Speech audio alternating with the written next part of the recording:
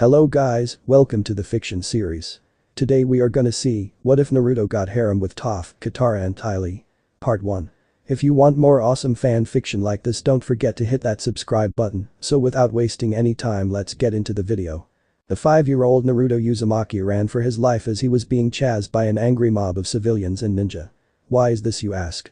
Well, every year on his birthday, which is the QB festival, the said people go on a fox hunt, only the blonde is the fox.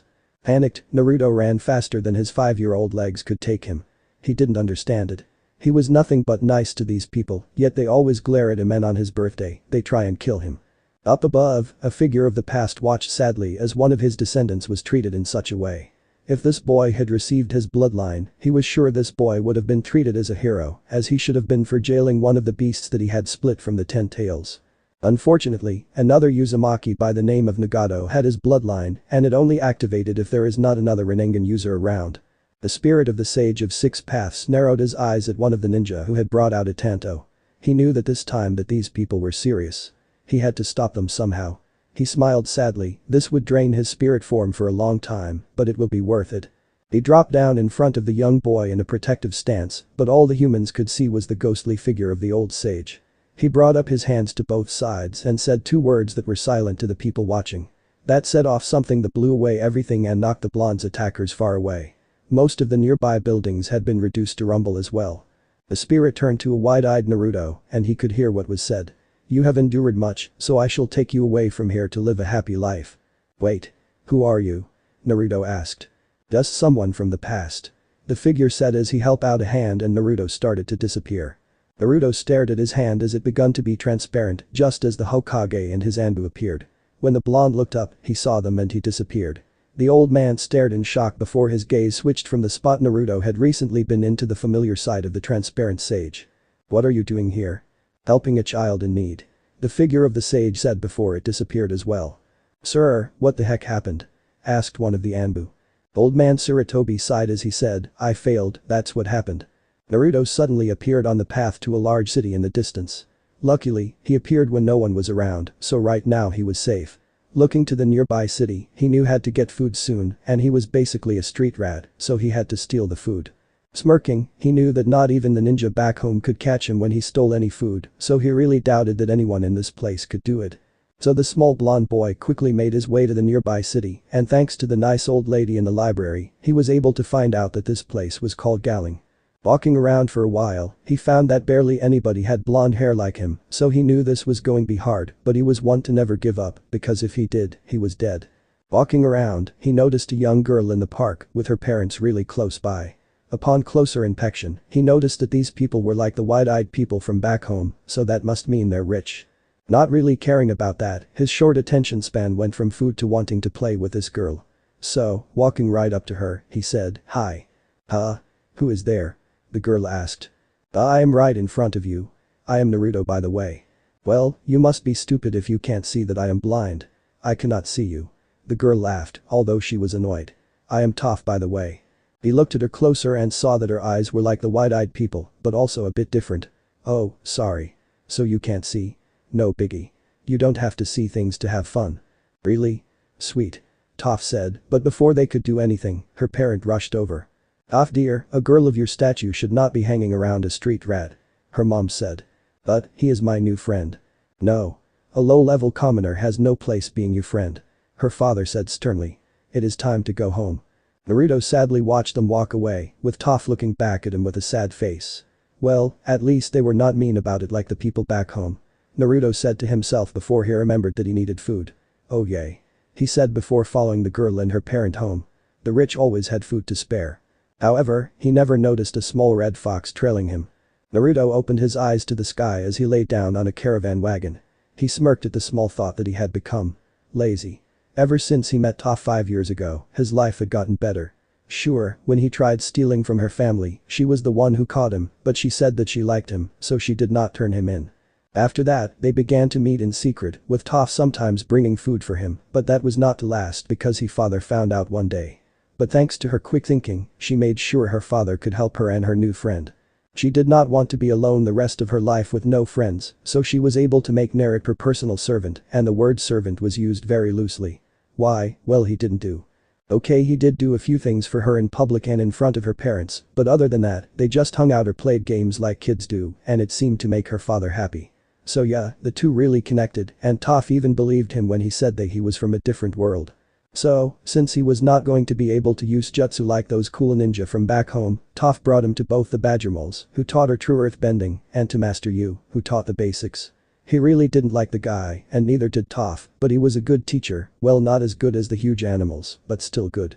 At first, he had a rough time trying to learn earthbending, since Master Yu figured that was not his natural element, but in the end he was able to do it to a high degree, since the young blonde had so much energy. It also made Toph's father very happy that he could earthbend to such a degree, because he would be able to protect his daughter more easily now. There was another thing that happened right after he met Toph and was accepted into her family. That was in the form of a small nine-tailed fox. Its name was QB, and it knew Naruto, because it had been sealed in the boy since he was born. That bit of info threw the duo through a loop, and it made Toph really believe Naruto when he said he was from a different world, because the QB was an old spirit creature that disappeared to another world a very long time ago. Heck, he also taught Naruto the 5 basics of an old art called chakra bending. That was just bending the energy with the body. So far, he was only able to walk on walls and water. QB explained his attack on the village, saying that the darkness of his old world drove it mad, and it was easily controlled by a man with an orange mask. Now that the fox was in this world, it was calm and kid-like since it was a small fox now. Since then, he and the fox became quick friends and they were both lazy, who knew? Still staring at the clouds, his smile turned into a frown. He was 10 now and he had left the world behind for a simple rumor, a rumor that took him away from his best friend. Flashback. Naruto kneeled in front of Toph's father, a questioning look on the man's face. "Sir, I thank you for putting up with me for so long, but I have heard something. Something about my old home and I wish to check out its validity." Lao smiled sadly at the boy he had come to see as a son. "I see. What was your home called?" Naruto hesitated for a second before he said, "Konoha." Lao's eyebrows shot up. "You lived in those old ruins of the past." "Yeah, I was born there before I was taken away. I wish to see if it is still there or not." Lao knew the boy must be searching for his parent and sighed, "Very well, you may go. Just know this, you will always be welcome back, Naruto." "Thank you." Then flashback. "QB, do you really think those ruins are still there?" From his position next to the blonde, the small fox lifted its head. "It has to be for this caravan to want to travel there." That was another thing, QB talked like a normal human, and that freaked people out that he laughed each time. Sighing, Naruto got up and called out to the old guy driving. "Hey old man, what are you looking for in Konoha anyway?" "Oh, mostly for sightseeing." The old man replied with a smile. "The others are going to find artifacts from the old world." Yeah, obviously, he just traveled through time and not to an entirely different world. So that meant the old darkness of the world had messed with QB when he traveled through time. "Oh, like what kind of sight do you want to see?" "Good question." The old man said was held his chin, making Naruto face fault. "Oh. I do want to see the monument known as the Hokage Mountain." "Fire Shadow Mountain?" "Yes, that is where they carved the faces of their great leaders. And not many know this, but that city was where the Fire Nation was born. Hell, I am pretty sure they forgot their roots. The old Fire Nation was a respectful place, and now the Fire Nation is what it is today." The old man said sadly. QB looked at Naruto and saw the blonde look sad at that. A few weeks later, they arrived at the ruins of Konoha and indeed they were ruins. Somehow, it had been preserved pretty well. Although, the most preserved thing there was the mountain. "Wow old man. You were right." Naruto yelled. "Of course I was boy." The old man shouted happily. On the mountain were the 6 faces of the Hokages. The first 4 were very familiar to the blonde from his memory as a small child. However, the last 2 he didn't know of. One of that of a shoulder-length haired woman with a diamond shape on her forehead. The other was a really old guy with bandages on one of his eyes. "Well, let's go see what is there." One of the caravanners shouted as they spread out to search for ancient artifacts. And so they did. Naruto decided to go to a large broken building near the mountain. On his way, he saw the old ramen stand that he used to get free food from. Finally, he made it and made his way inside the old building. Walking through the old hallways was like a dream for the blonde. He had really missed this place. Upon reaching the door to the Hokage's office, he held his breath before opening it. What he saw is what he should have expected, but he was kind of hoping to see the old man, not an empty room with a rotting desk near the window. He sighed as he walked around it, taking in the sights until he came to 6 picture frames. Seeing a picture of the old man brought a smile to his face, even if it was faded. Taking the picture off the wall to take a better look at his, he was surprised to see a safe behind it. He He eyed the safe before he tried opening it, and thanks to year of wear and tear, it opened just like that. Inside was the hilt of some sword. Sure, it was broken, but a good souvenir. He also picked up a piece of paper that was addressed to him. Quickly opening it, he read the contents. Naruto. If you are reading this, then I am dead. I am the old man that took care of you when I could. Hopefully you can understand what I am writing, because in the safe behind the picture with the blonde man is your father's stuff. Now, that hilt you probably took is the Rajan, the lightning sword that the second Hokage created. Unfortunately, when he retrieved it, it broke. So, if you can fix it, you can use it. Good luck. The old man. Still looking out for me, even in death. Naruto said with a sad smile before walked over to his father's picture. So, you're my dad, huh? He said as she stared at the picture for a minute before putting down on the rotting desk. He didn't feel like thinking about the past and how he could have changed it. Opening the safe, he was met with a scroll that said chakra exercises and the Rasengan, a picture of his parents, and 2 headbands. One with a leaf symbol on it and the other just had a swirl mark on it. Quickly putting them in his backpack that brought with him, he left to search the rest of the ruins. Walking around town, he came upon the Hyuga compound. If he remembered correctly, this was the home of those wide-eyed people. Wide eyes. That reminded him of Toph. He hoped she was doing okay. Shaking his head away from those thoughts, he knew she was okay, she was Toph after all. He made his way into the compound and looked around at all the destroyed buildings and ruined flower beds. He walked through the hallways, occasionally going in the rooms. He came upon a room that belonged to a girl, and he blushed when he saw her picture. There was a name on the picture frame and it read Hinata. Her younger pictures reminded him on Toph, but a timid Toph. Toph was not timid, not by a long shot. Soon, he came upon a large room. There was a desk near the back of the room. Walking up to it, there was a note on it. It said something about a young boy creating new fighting style that combined their style with something new, but the idea was rejected. Now that got the blonde's attention. A new fighting style would be awesome. So, rummaging around in the desk, he found a scroll that had the new Hyuga style in it. Upon closer inspection, he found that it was an incomplete bending style that bent lightning. Earth and lightning. No one will ever see that coming. He said as he made his way back to the caravan, but before he did, he tripped over something. Looking to see what it was, he found it was a corpse with a black cloak with red clouds on it. Deciding that he liked it, he took that as well, and along with the figure's straw Itachi's hat. The body also made the blonde look closer at it, and the image of the one friendly Uchiha came to mind. Shaking his head, he headed back. The next few days were spent with the caravan. Naruto helped out wherever he could, and it was much appreciated because he was an earthbender. This still made Naruto smile though because these people had become like family to him in the weeks that he had spent with them. One night when he slept, he had a strange dream. In this dream, he was watching a younger version of himself be chased by the old villagers until that ghost came and helped him. He watched as his younger self disappeared to the time he was now in, and then the scenery changed to nothing but white, and the ghost was now just a shadow as it turned to him. Now that you have returned, I can speak with you. The old sage said. Wait, why did you do all of this? Not that I didn't appreciate it. Naruto interrupted. Simple. In your time, you were not treated like you were supposed to, and in this time you are treated like a normal human. The sage explained. Although, you may have been the child of prophecy, that time was beyond help. Oh. But do not fret, your journey has only begun. In this time, you shall help the Avatar save the world. You also have a special power. It is to fuse with the QB to firebend. But firebending is bad, right? Only when it is used for the wrong reasons like the Fire Nation is doing now. The sage said. Also, you have my blood in your veins, my power is yours, but it will only reveal itself when the time is right. I see. Oh, and thanks for helping me all those years ago. It is no problem, Naruto, just know this, the other 8 will be coming for you through time. They are controlled by those with the cloak you picked up earlier. The old sage warned. It would be advantageous for you to turn them to your side. I will do my best. Naruto said before the dream ended for him. However, in the plane where the sage resided, he sighed. The child of prophecy and the Avatar, this will see much change, and maybe for the better. From his position on the top of the caravan wagon, Naruto's eyes shot open to see dawn and black smoke. His eyes widened in panic as he quietly flipped down and peered over the top to see most of the caravanners dead, with Fire Nation soldiers all around. The blonde did see that the old man was still alive and that one of the soldiers was yelling at him. Bullshit. The soldier shouted. You came here to find old artifacts that could be deadly to the great Fire Nation. No. We came to dig up the past for fun. We wanted to learn about the past. The old man said tiredly. I don't believe you, old man. The Fire Nation soldier growled out as he grabbed him by the neck. This relic of a city is only known to spies. The normal fools of this land should know nothing about this old place, and yet we see caravanners who want to dig up the past for just knowing of the past. All that is just a pathetic lie.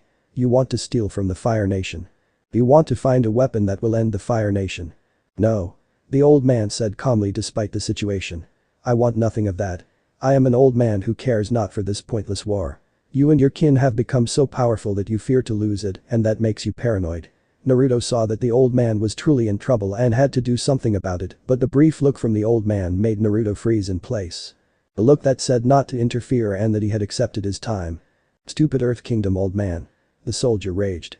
You will die for your crimes here. He brought his fist back and then sent it at the old man's face, shooting out a blast of fire that melted through the old man's face. Still Naruto could not take it.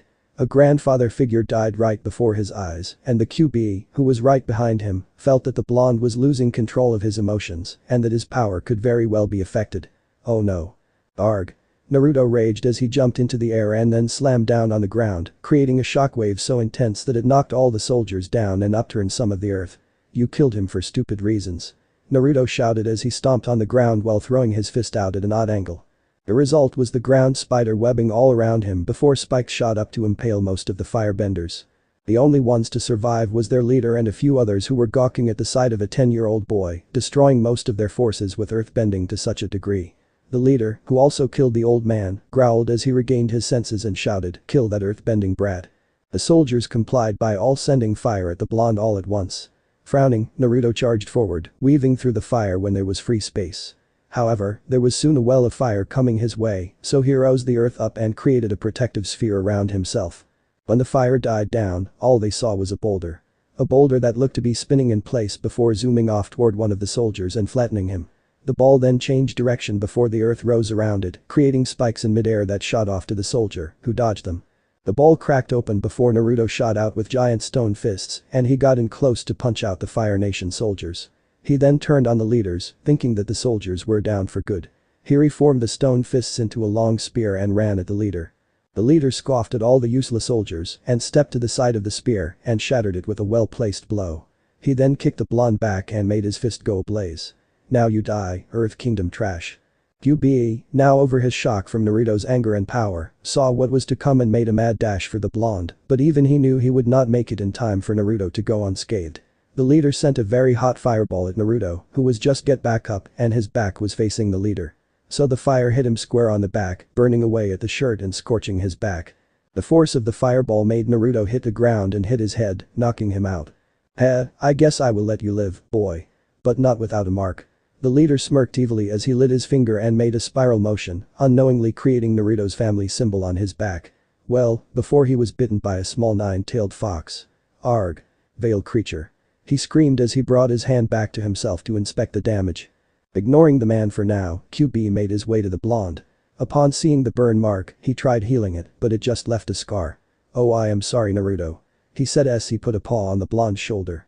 A sudden image of the Sage of the Six Paths phased into his mind before he and blonde glowed brightly before they both went up in a column of flame. "What the hell is this?" the leader shouted to the heavens. He widened his eyes in fear as the fire disappeared to reveal a giant golden fox staring at him. "I am both the boy and the fox. You shall feel our wrath." The fox paused before a smile formed on its vulpine features. "Tell me, mortal, what do you get when you combine fire and earth?" "Magma." "Bingo." The giant fox said before it slammed its paws on the ground, which made the earth creep up the leader, preventing him from going anywhere. The fox then roared loudly as a golden stream of fire shot out toward the man.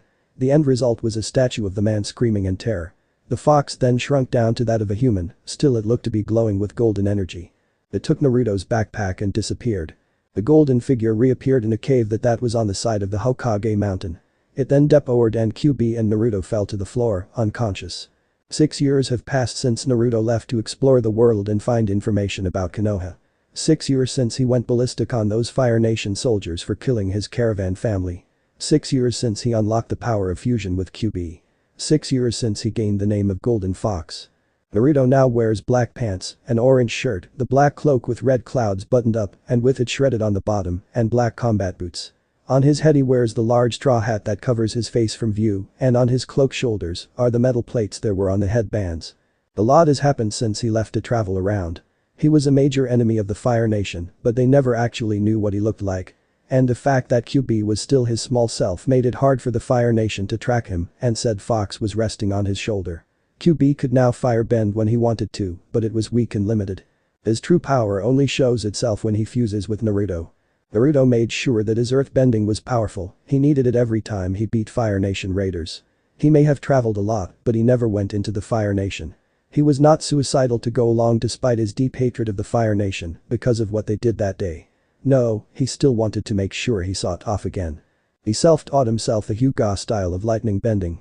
He was a major badass when he used that, but halfway through, when he made sure that it was indeed a not finished style, he decided to add some weapons to do so. He learned to use Chinese hook swords, which were good for messing with the enemy's head, and his other weapon was his favorite, Wolverine-style claws that is keeps hidden in his sleeves. For those two styles of bending, he made a new one. He got the idea when he was training a lightning storm and all the lightning would ever do would hit the ground.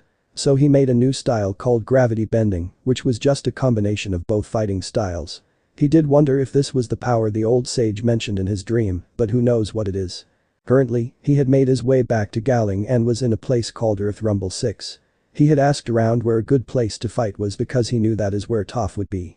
She loved to fight and show off. But he was not going to fight, he wanted to see how far Toph had improved over the years. So far he was impressed as he sat in the stands, a few rows above the Avatar and his friends, not that knew that tidbit of information just yet. After a while, when she beat all of her opponents, a man named Shinfu announced a challenge to all that would challenge Toph for a bag of gold coins. It seemed that no one was brave enough to accept the challenge after a bit of wait until a young boy accepted the challenge. Naruto could see the arrow-like tattoos on the boy and figured that he must either be an airbender or at the very least a fanatic, despite his Earth Kingdom clothes. He thought he saw the kid a few seats down from him, along with those Water Tribe kids. This should be interesting. He said to himself. When the fight began, the boy said he just wanted to talk to her and his male friend booed that. He silently thanked the Water Tribe girl for smacking him and chuckled to himself. She was also very easy on the eyes. Anyway, ripping his eyes away from the girl, here he focused on Toph's fight and raised an eyebrow at the scene he was witnessing. The kid was light on his feet, that was for sure, and he knew from experience that Toph was having problems. So when she threw a rather large rock at the kid, he was mildly surprised when the kid used the air to blow away the rock, and he also sent another blast of wind that knocked Toph out of the ring. Toph is not going to be happy about that. He muttered and he was right as she stomped out of the area. From his position he shook his head and said aloud, so, the boy is an airbender, no wonder she had trouble. An interesting development. Katara must have heard him because she turned around to look at him, but when she looked, Naruto was gone. Through the day, Naruto observed how Toph got along with the Avatar and his friends. It was comical to watch. However, when Toph decided to be nice, she took the young Avatar to the backyard and talked with him. Even though I was born blind, I have never had a problem with seeing. I see with earthbending. She said as she jumped off the bridge in his backyard. It's kind of like seeing with my feet. I feel the vibrations in the earth. And I can see where everything is, you, that tree, and even those ants. Aang looked surprised at that as he searched for said insects. That's amazing. Toph frowned and said, my parents don't understand. They've always treated me like I was helpless. She then whispered, except he didn't. Not hearing that last part, Aang asked, is that why you became the blind bandit? Yeah. Then why stay here where you're not happy? Aang asked. They're my parents, where else am I supposed to go? Asked Toph, other than go and find him. You could come with us. Aang suggested with a smile.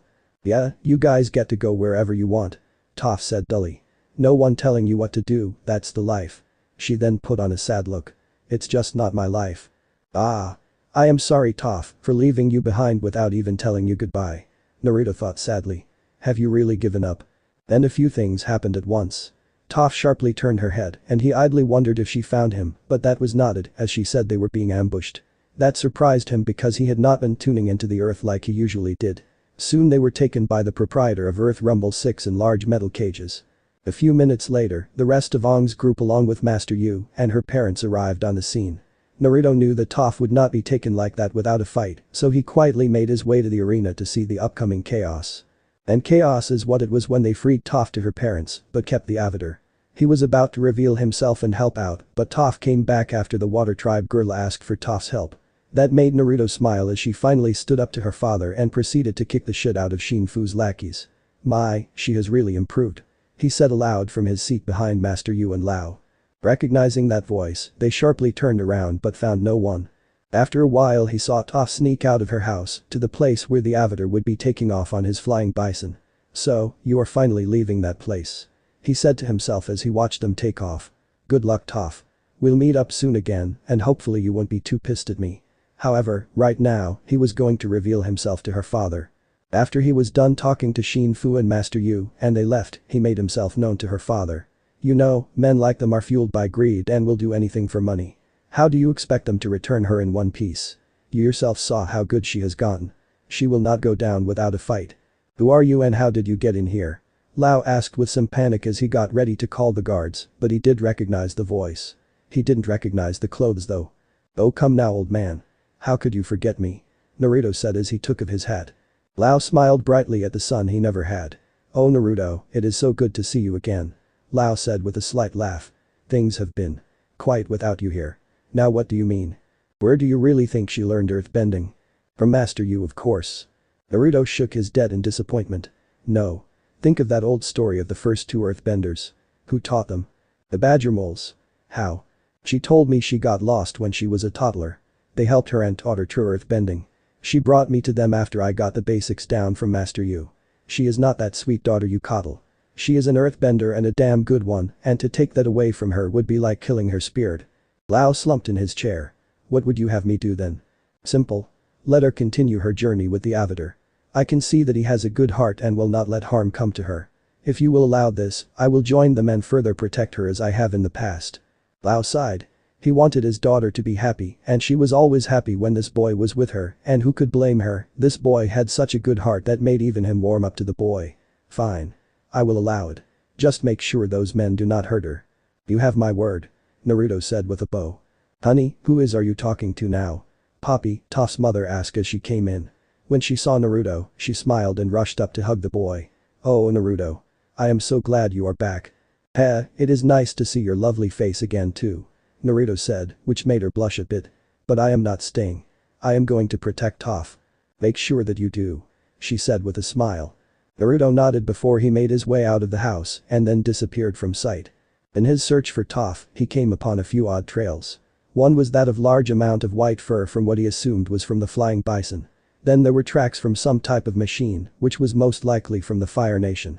Finally, there were tracks from an ostrich horse. He wondered who was after the Avatar and by proxy, Toph. "But be that Zuko character I have heard of," he said to himself before he shrugged and zoomed off down the trails. Along the way, he found different tracks and smirked. The Avatar must have gotten smart and split the trails. That meant he was alone and the other three went in a different direction. He would help the three because he was sure the Avatar could hold his own. Soon he came upon the side of the two Water Tribe teens.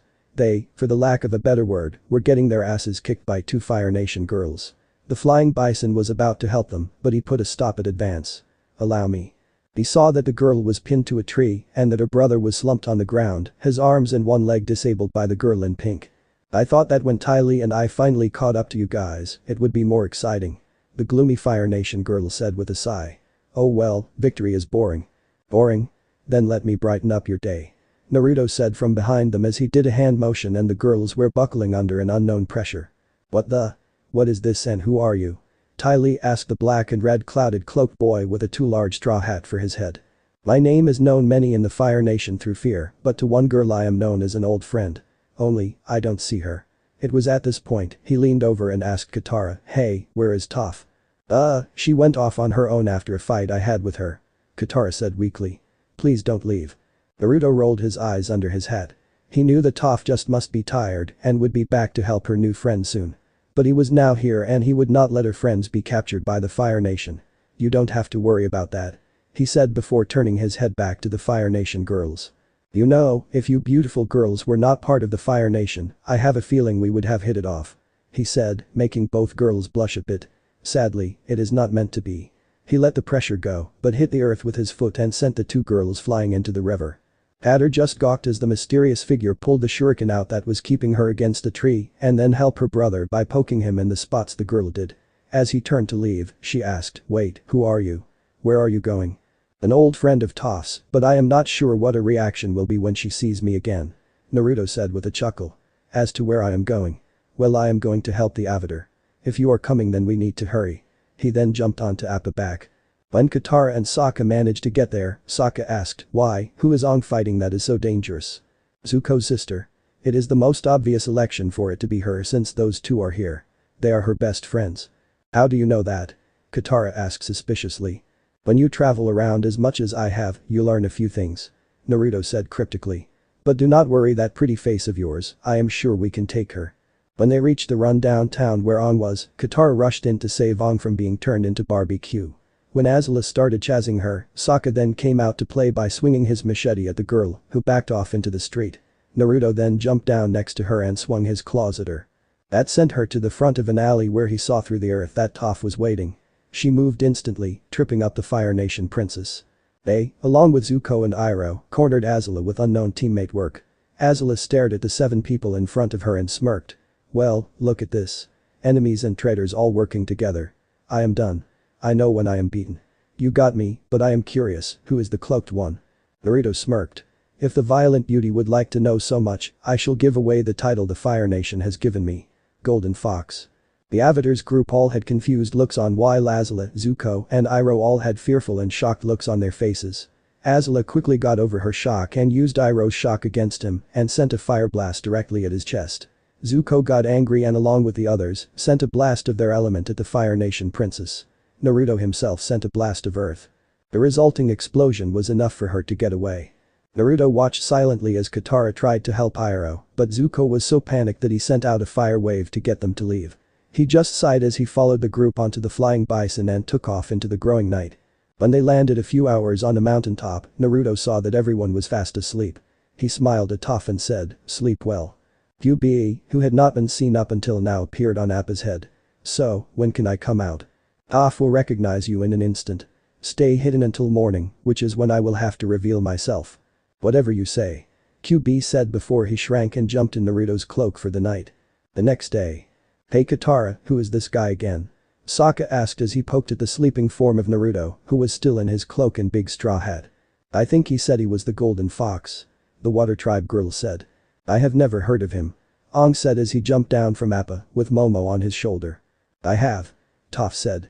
"My father often heard reports about how a giant golden fox crushed Fire Nation soldiers and freed whatever slaves they had captured, but this guy couldn't be him, could it?" "I seriously doubted," Sokka deadpanned. "Believe what you will," Naruto suddenly said, freaking them out. "I am me and that is all the fools in the world need to know." "Who are you really?" Aang asked. "Well Avatar, I am a friend of yours," Naruto said with a smirk, not that they could see it. "Okay, this guy is getting on my nerves," Toph said, "but this guy is reminding me of." No, they can't be the same person." "Who?" asked Katara. "An old friend of mine. He was a real smartass when we were little, but he was one of my only friends and then he left just one day. My father told me that he left to find some of his past." "Well, he did say that he was an old friend of yours. Could they be the same person?" Katara asked. "Oh really? Well then, take off your hat," Toph said to the now standing Naruto. "Very well then, Mini-Mole," Naruto said, making Toph's face set in shock because Naruto had often called her that. He slowly took off his hat revealing a whisker-marked face and a head full of blonde hair. "Hey, it has been a while." "Naruto." Toph screamed in rage as she upturned a large rock and slammed it into him, sending him into the cliffside wall. 6 years. You left for 6 years without even a goodbye." She screamed and she sent a few more rocks at the blonde. "I was alone all that time. You could have at least left QB with me." When they were inches apart, she pulled him into a big hug. The rest of the gang just stared in shock as Toph slammed large rocks into the blonde team that helped them the day before, but what confused them the most was when Toph pulled the blonde into a hug while burying her face in his chest. "I missed you so much," she quietly said as tears formed in her milky eyes. Naruto returned the hug with a sad smile. "I am sorry Toph, but the day I left was the day I found that I am not from another world, but from the past. I found my old home and who my parents were." "You big idiot, take me with you next time." "Don't worry, I am not going anywhere. I am here to join your new group." "Really?" Toph asked. "Well then you are going to help me teach Aang how to earthbend." She paused and asked, "What else did you learn on your travels?"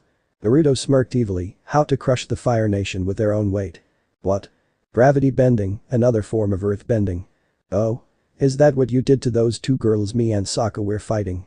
Katara asked. "Why yes it was," Naruto said as he disappeared from Toph's side and appeared next to Katara. "I turned their own weight against them." He then smiled softly as he stared into her eyes. But you know, I bet you could have beaten them with your fancy water bending and your body. You know, throw them off with your beauty, make them jealous. Katara blushed madly while Sokka and Aang both growled, for different reasons of course. Toph just smacked her head. The young earthbender stalked up to the blonde and bashed him on the head, sending him on the ground with swirly eyes. Ow. Is that it, you big idiot? Oh no. Naruto said, standing up again like nothing happened. I self-taught myself how to lightning bend and energy bend. Say what? Simple, is it not? Came the voice of QP from atop of Appa's head. Energy bending is the use of chakra or kai. Naruto can walk up walls and walk on water, but that is not all, he can create a sphere of pure spiraling energy, and that packs quite a punch.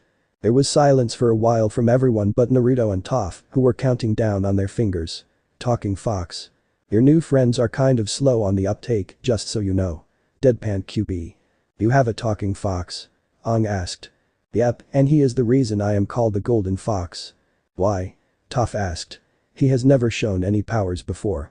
Well, he has weak firebending skills, and no, he cannot teach it to you, Avatar.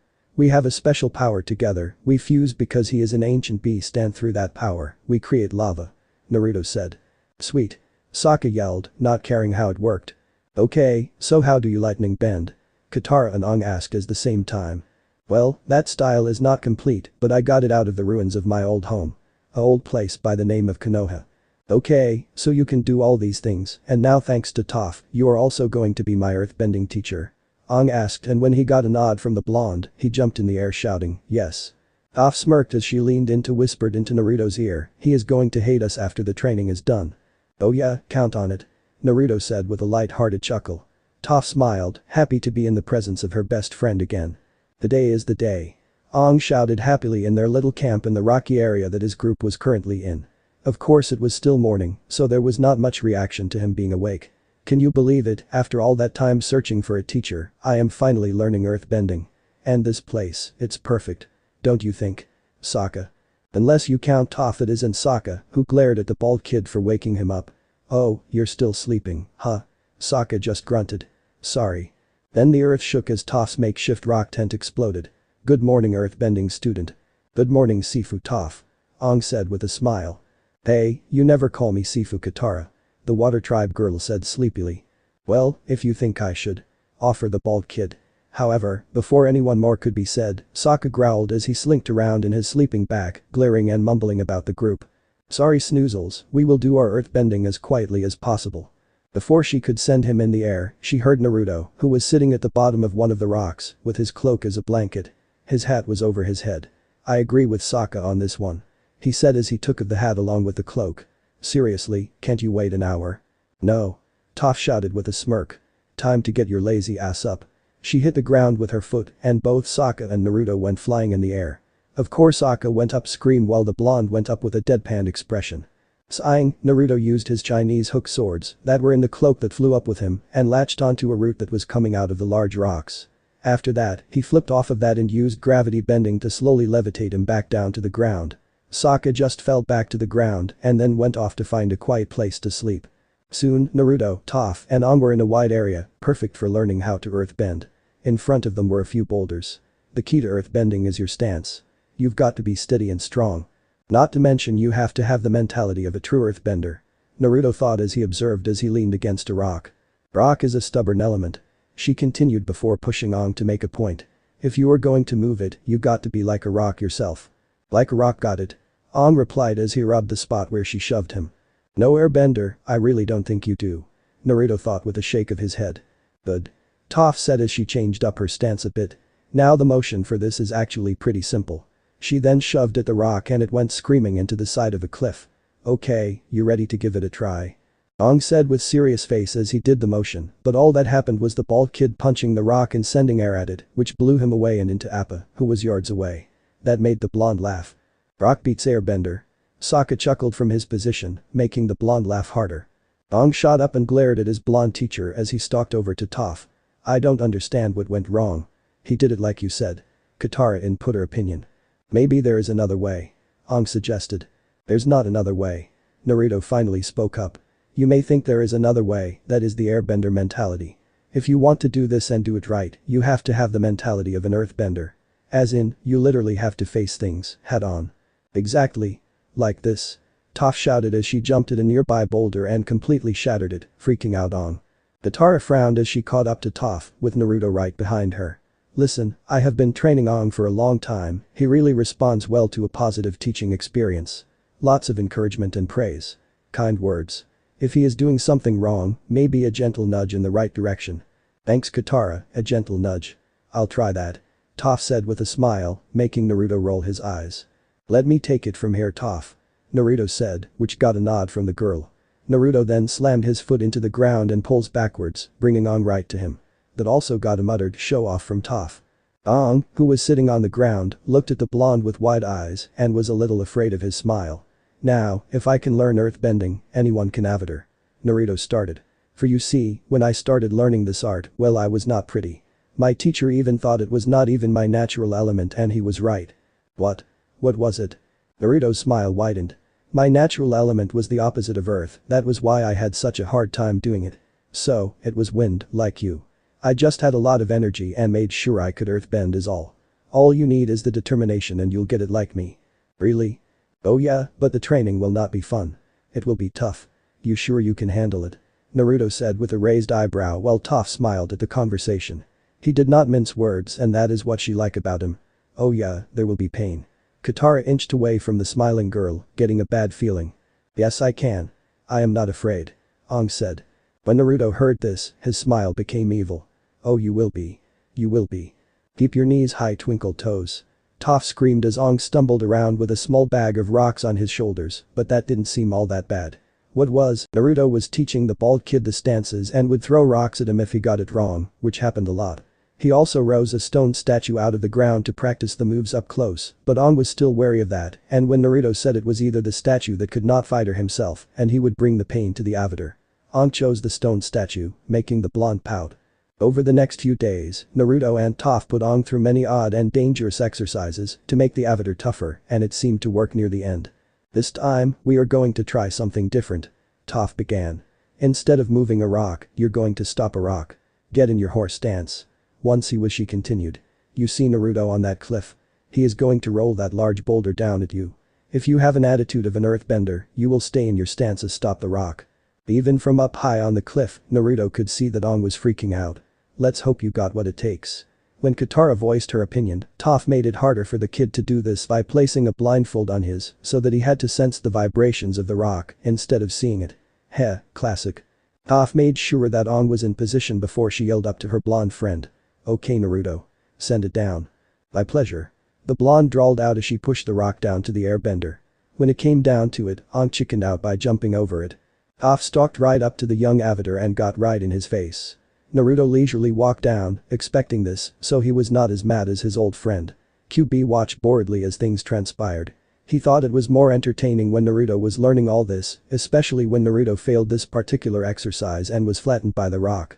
I guess I just panicked. Aang explained weakly. I don't know what to say. There's nothing to say. You blew it. You had a perfect stance and perfect form, but when it came right down to it, you didn't have the guts.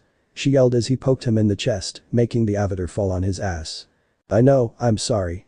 Yeah you are sorry, if you are not tough enough to stop the rock, then you could have let it smush you instead of jumping out of the way like a jelly-boned wimp. I mean, that's what Naruto did. Oh yeah, that was hilarious. QB laughed from atop of Appa's head. This gained a tick mark on said blonde's head. Not one of his greatest moments. Toph smirked at that before shouting at Aang some more. She even thought it was funny. Not are you ready to face that rock like an earthbender? Aang hung his head and said, no, I don't think I do. Katara put her hands on his shoulders and said, Aang, it is no big deal. We'll take a break and we'll try again when you're ready. Besides, you still have a lot of waterbending to work on, okay? Yeah that sounds good. Aang said as he got up to follow her. Yeah whatever, go splash around till you feel better. Toph dismissed the boy as she walked away. Naruto sighed as he slapped the Avatar's back. Don't worry, you'll get it in time. He then took off towards Toph. You know, that was a little harsh. So what? Toph shouted as she rounded on him. Was I any less harsh when I was training you? No not really. Naruto deadpanned as he thought about the boulder stopping exercise and him getting flattened before she yelled at him to get back up and try it again. Then why should I be with him? Toph asked before she sighed. But I guess we could change this up a bit. We are not getting anywhere fast. Right, and I have an idea for that. Naruto said as he leaned in and whispered something her ear, making the girl smirk. QB sighed as he trotted off to find something to eat. This crap was boring to him. Hell, he might even find out what was taking Sokka so long. Renengan eyes opened up in the darkness. The sight this made 8 people shiver. I am tasking you to find the QB. He has disappeared from this time and has gone to the future. Do this and I'll let you go. I'll let all of you go. Pain lied. At what time will we be going? A girl with green hair asked with narrowed eyes. She did not trust this man or any of the people that was in his group. His group had captured all the other Jinchuriki, and for what? They never said why. These people were just so creepy that it could not be good. To where we bend the elements and there are no longer any ninja. The man said with no emotion, creeping the girl out even more. This jutsu will send you to that time, now get into position. Once they were, he spoke again. Once you are all together and have the QB, send chakra to your tattoos and you will be here once again. Ninja art. Time travel jutsu. Pain slammed his hand down on the array of symbols on the ground, which begun to glow as they stretched around the other 8 Jinchuriki, before the glow completely engulfed them and they fizzed out of existence. Pain looked at the spots they had occupied and muttered, fools. Unbeknownst to Naruto, Aang, and the others, the sky had lightened up and 8 bolts of light shot over the land, crashing on it like meteors. One by one, the 8 awoke and begun their search for the QB and by extension, Naruto. Most of them, however, did not trust Pain, so when they did find the QB, they hoped that they could join forces. However, some of them didn't care. They just wanted to watch the world burn. One of those was close to our blonde friend and his new friends. He had a feeling that they would pass into the region he was in, so he would wait. He would wait for sand was like time to him, endless. For the next few hours, Naruto watched Toph torment Aang by taking his nut and staff, using the latter to break the former, making Aang irritated. And it worked very well as the airbender watched Toph walk off with his staff while bagging it against the cliff walls. Soon Katara came over while he was trying to meditate and he almost snapped at the water tribe girl. However, when she told him that she had not seen Sokka all day, the young airbender went off to search for him. Hey Baldy. QB's voice rang out as Aang was searching for his friend. All this annoyances were really starting to affect Aang because he started to develop a twitch in his eyes. What it is QB? The small nine-tailed had an annoying smile on his vulpine features as he said. I think I found that simple-minded water tribe warrior. The fool is literally in the Gorand. The fox then laughed at that as he led the young airbender to Sokka's position, where a young saber-toothed mountain lion moose cub was messing with his hair. However, when they had to fight off its mother, Naruto saw the pure determination in Aang's eyes to protect his friend from danger and literally blew the giant creature away. They heard clapping from a feet from them and saw Toph just sitting there with a smile on her face. What are you doing here? Sokka questioned loudly. Just enjoying the show. What? You were there the whole time? Aang asked. Pretty much. So was Naruto. She said pointing to a tree behind them. They turned their heads to see Naruto, who was hanging from a tree using chakra. Yo. He said with a smile and wave. What are you doing up there? Sokka asked. Oh, just hanging around. Naruto replied with a shrug. Why didn't either of you do anything? Aang shouted. Sokka was in trouble. I was in trouble. You could have helped get him out and helped us get away. It just didn't occur to me. Toph said with a shrug as Naruto jumped down. Toph threw one of Aang's nuts on the ground and was about to whack it with his stick again, but he had enough. Enough. I want my staff back. Do it now. Toph commanded. Do what? Earthbend. Naruto said calmly from his position next to the Earth Girl. You just stood your ground against a crazy beast to protect your friend. Hell, what is even more impressive is that you stood your ground against Toph. But. Do it. The 2 earthbenders yelled. Aang quickly turned to a nearby boulder and pushed it away using earthbending, making a large smile come to the airbender's face. You did it. You're an earthbender now. Toph said with a smile. I can't believe it. Cheered Aang. Well, believe it is Baldy. Congrats. Naruto cheered as he slapped the airbender's back a bit too hard, making him fall on the ground. Aw, this is really a wonderful touching moment. So can you get me out of here so I can give you both a big snuggly hug? Begged Sokka from his position in the ground. No problem Sokka. Aang began as he attempted to get his friend out of the ground. Actually, you might want one of us to do that. Toph said, stopping him. Yeah, you might crush the idiot. That's the pot calling the kettle black. Toph commented as she popped Sokka up and then dragged him out of the ground the rest of the way.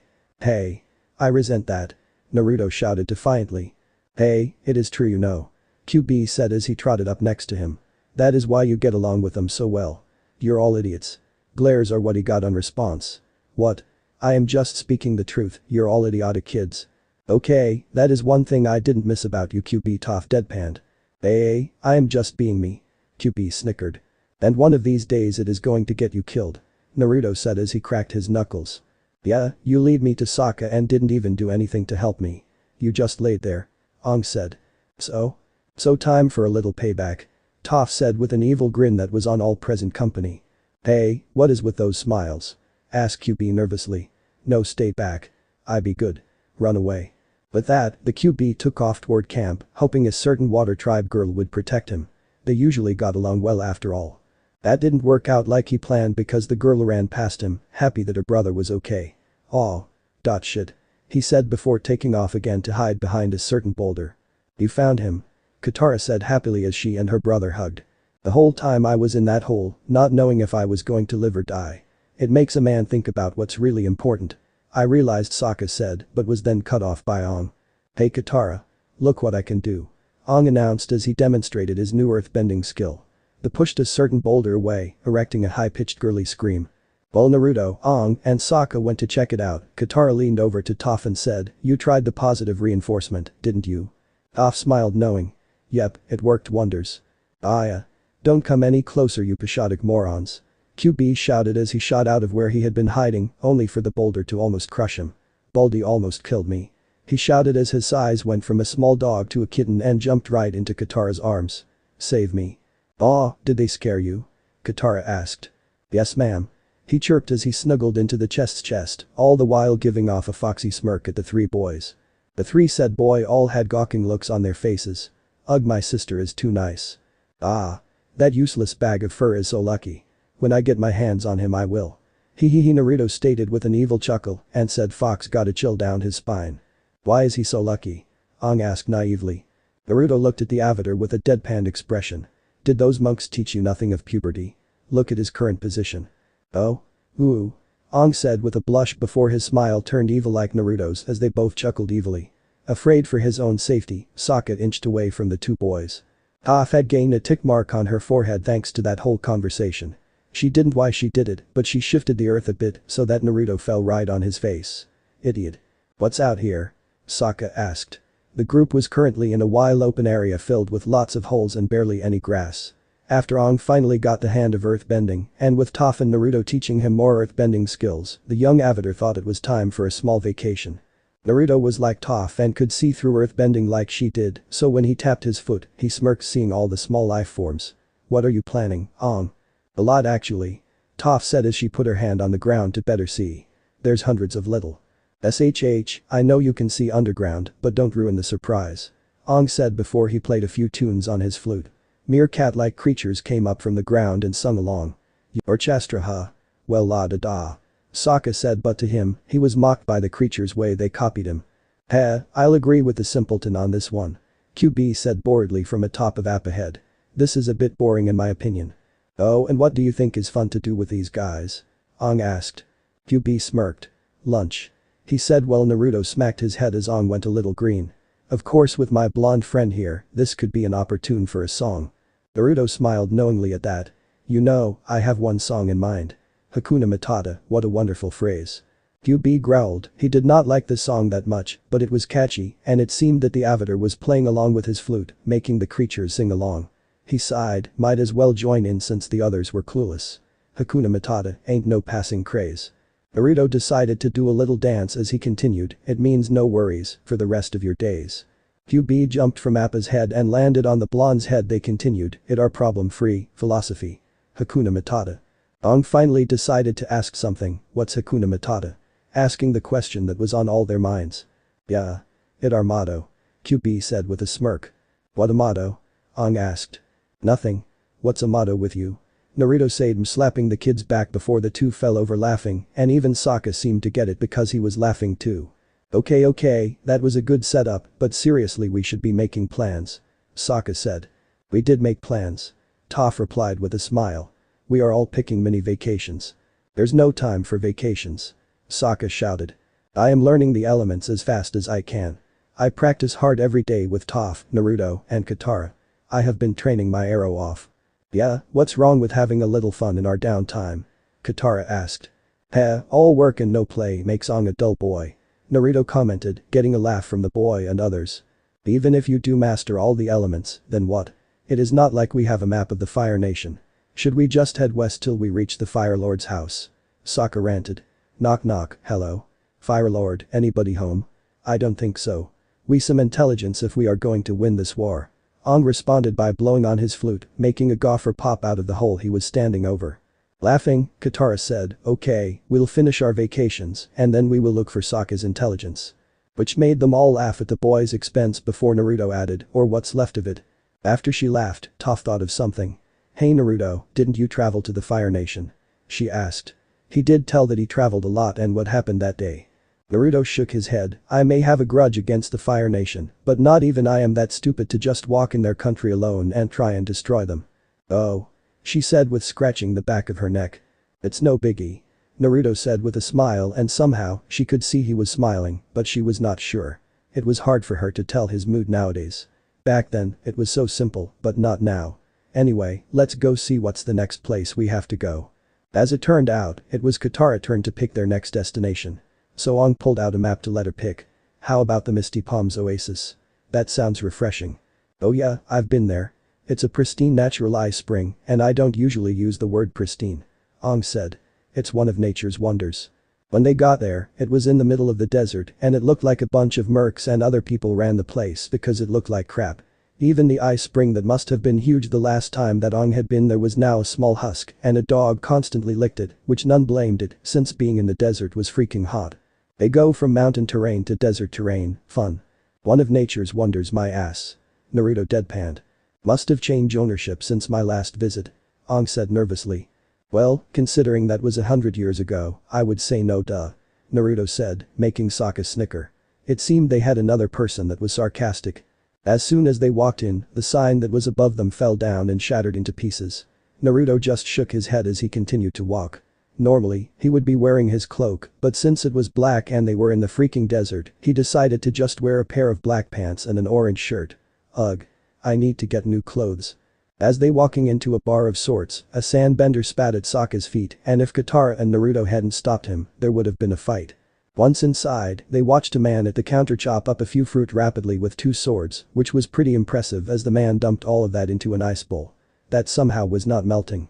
Sokka put on a thoughtful look as he said, I don't see anything wrong with getting one of those fruity beverages while we plan our strategy. As he got the fruit bowls, Aang bumped into the man who just got the fruit bowl and got everything on him. Aang blinked before saying, no worries, I clean up easily. He then used airbending to clean his clothes. The man gasped and said, you're a living relic. Well considering how old the kid is, you're not far off old guy. Naruto thought. Thanks, I try. Aang said with a smile. An air nomad, right in front of me. The man continued. I'm Professor A, head of anthropology at Ba Sing Se University. Now this caught Naruto's attention as he tuned out the professor asking Aang questions about the airbenders and such. Maybe this man knew something about his time.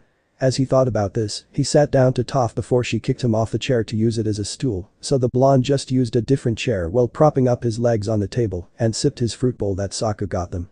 So professor, do you have a map? Ours is a little outdated and the one Naruto had was all ripped up in hand mud and other stains on it. Sokka asked. Certainly. The professor said as she laid one out on the table.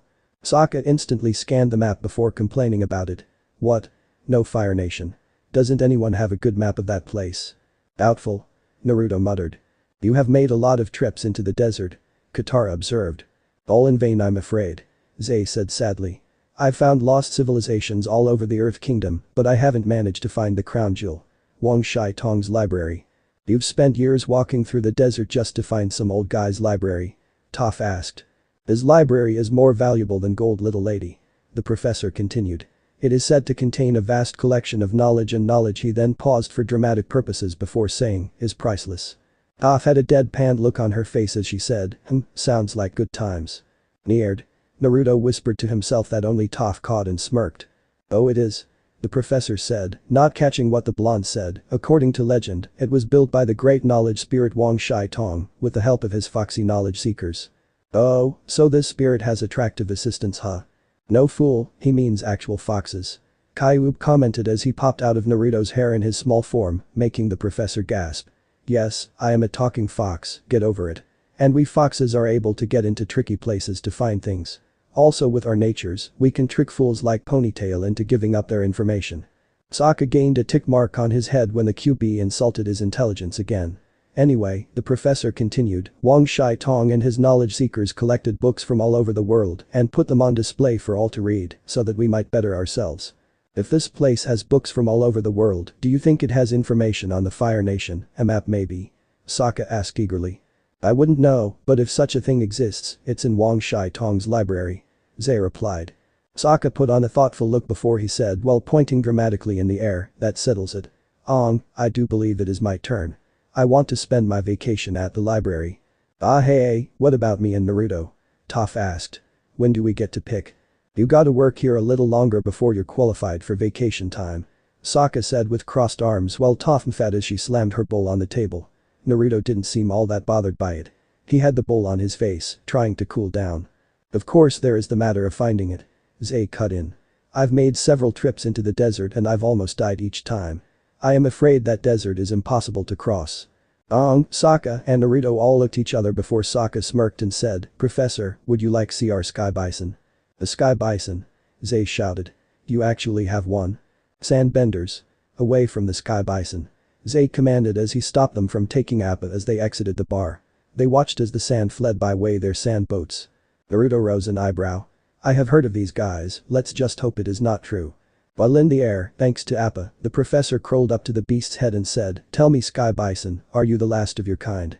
Roar. Yes. Oh, delightful. If only I spoke his tongue. Zay spoke while rubbing the beast's head.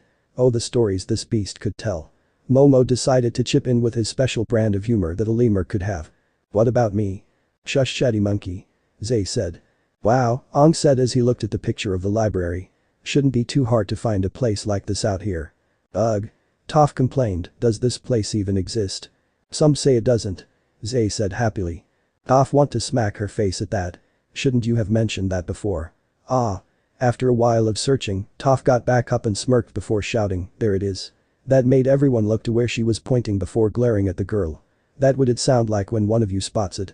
She said while waving her hand over her eyes, telling them once again she was blind. Naruto chuckled at that as he put his straw hat over the ice bowl that was on his head. He hated being hot. Looking over to the professor, who writing something down in his notebook. Professor, you said finding lost civilizations all over the Earth Kingdom, correct? Why yes I have. It was so fun but also very dangerous. The man said. Then have you been to the ruins of Konoha? That caught everyone's attention, but mostly Toph's and the professor's. Why are you asking him about the place you were looking for? Toph asked. Actually, I have, but it was very brief. Zay replied. I was able to see the Fire Nation's origin, such a marvel. Oh. And I made trips into the other ruins as well. Well, except for the ruins of Kirian for some reason, that is in the Fire Nation. The origin of the Water Tribe? Naruto asked, making Katara and Sokka widen their eyes. Why yes it is. Zay said with awe. I see you are a fellow scholar. No, I am just trying to find out about the past because I am from that time. Please tell me. How did you get to this time period then? Zay asked with wide eyes. If I remember correctly, the spirit of the Six Path Sage sent me. Naruto said with a shrug, not really caring about that anymore, but he was still grateful to the man. Incredible. Zay said happily. Another living relic.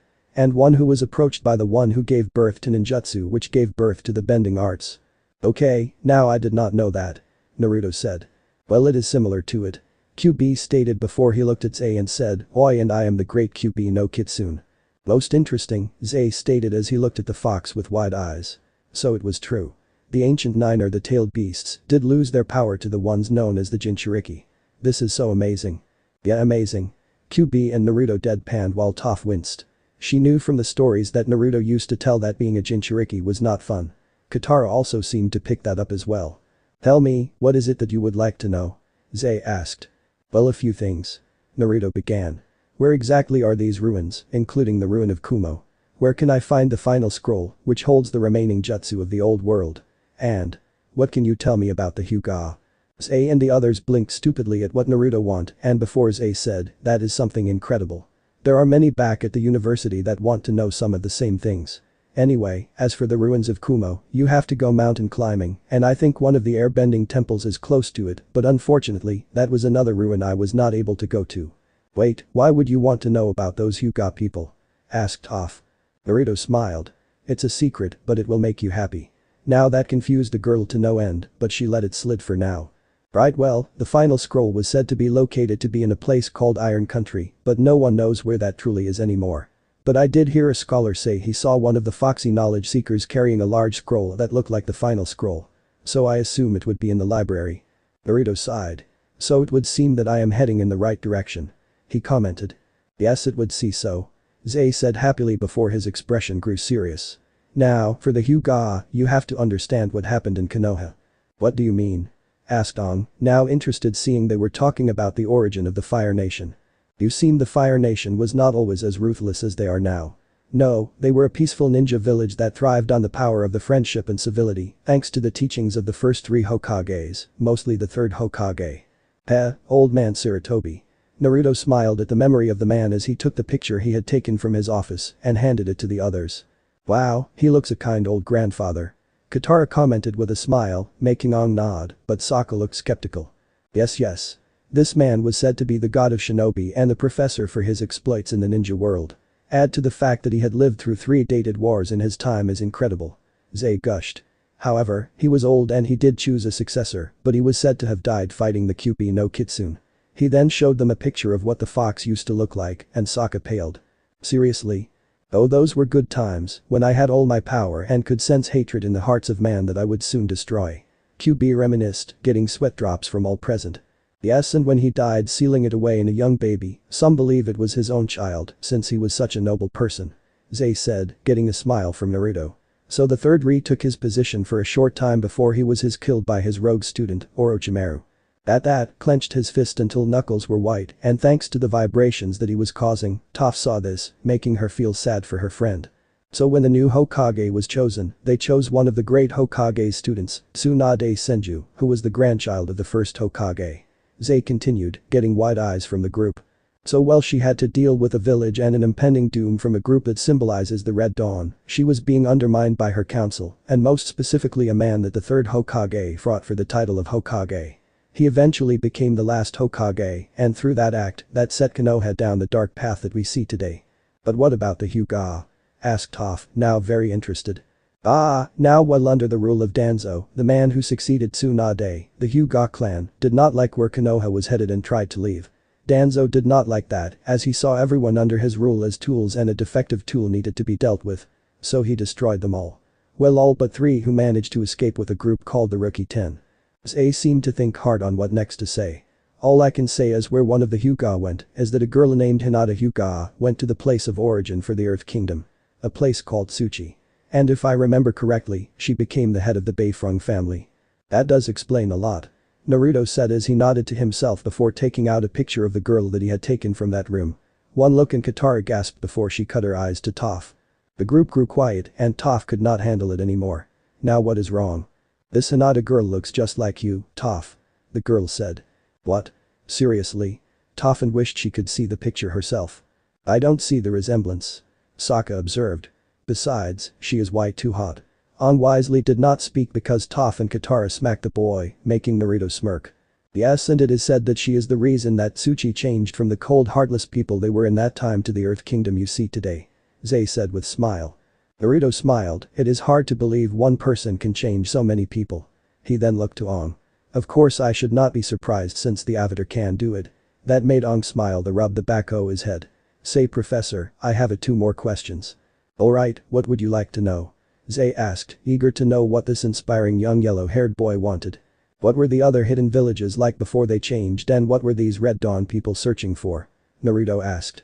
Oh, this I gotta hear, Sokka said, thinking what his people used to be like. Well, the origins of the Water Tribe are not pretty to be honest.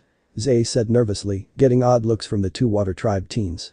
You see, this particular village was seen as excessively violent. They had a team called the 7 Swordsmen of the Mist that were ruthless in their missions, leaving no enemy alive. At this Sokka winced. However, that is not the bad part that we uncovered. What was is that they were always in civil war, not bothering to interact with the other ninja villages until Danzo came to power. What was odd though was they were at civil war with certain people in their village. Unlike the other village that seemed to like people with Kekkei Genkai, they did not and sought ways to destroy them because of their differences, and that is what caused the war amongst themselves. That's horrible. Katara all but yelled. I'll say, from what I heard, you guys are a lot better than your old selves now. Toph commented. Man, I am glad things have changed. Aang said sadly. So am I, Naruto grunted. Wait, what are Kekkei Genkai? Sokka asked. They are powers that certain people had during that time. Professor A said. One of them was very interesting to us. It was called the Dead Bone Pulse, and it let the user use their bones as weapons, like a sword or something. Sokka blinked before looking at his arm before he said, cool. Yes, and there were two that were often talked about that were in Konoha. Zay continued. The first was the Byakugan, which let the user see in all 360 degrees. Naruto smiled, he knew he had been right about that. It seemed the Hyuga paused this. Toph blinked at that. The second was far darker. It was the Sharingan.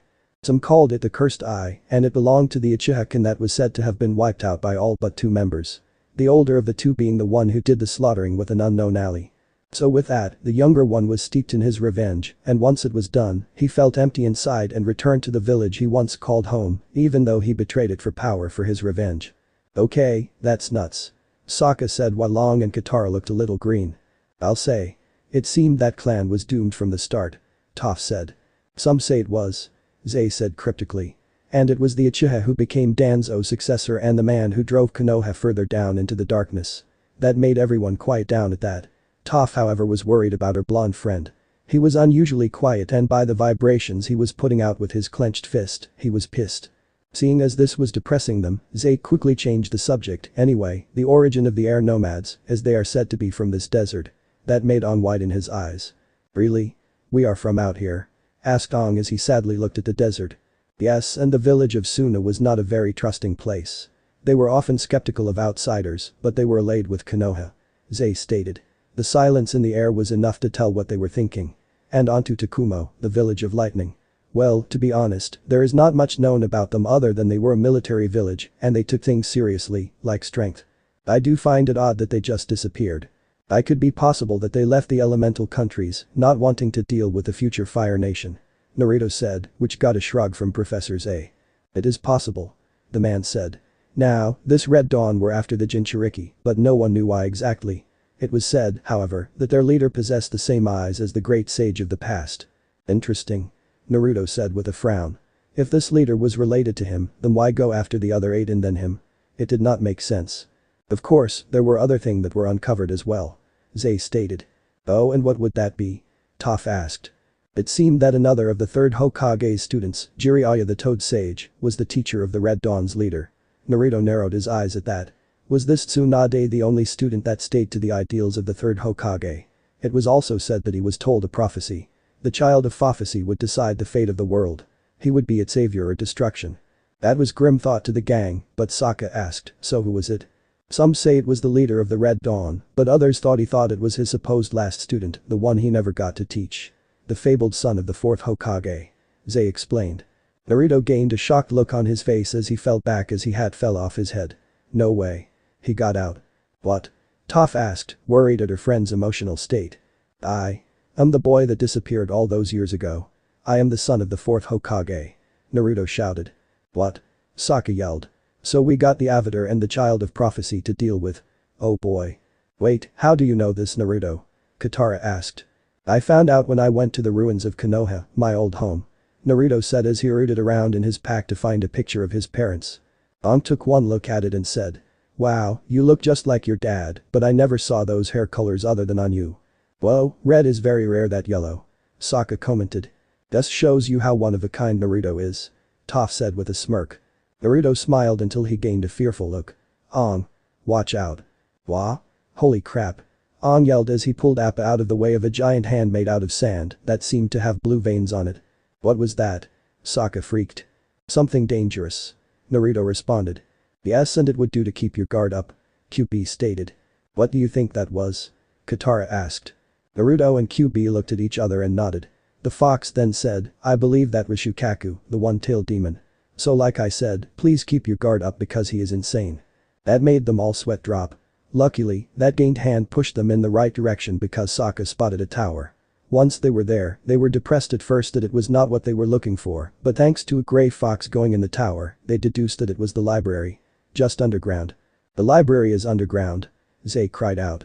My life's ambition full of sand. His mood quickly changed as he took out a small scooper. Well, time to start excavating. Actually, that won't be necessary. Toph said as she put her hand on the tower. The inside seems to be completely intact, and it's huge. That fox thingy went through a window. I say we climb in up there and give it a look. Sokka said before QB jumped on the boy's head. No. It is not a fox stingy boy. It is a fox. One of the only normal creatures here. The red fox complained. So get it right, genius, or deal with me. The fox smiled evilly as his claws grew longer, making the boy sweat and nod his head rapidly. Good boy. Toph chuckled at that before she said, I say you guys go ahead without me. You've got something against libraries? Katara asked. I've held books before and I gotta tell you. They don't exactly do it for me. Toph said with a shrug. Oh right, sorry. Katara replied, remembering that the girl was blind.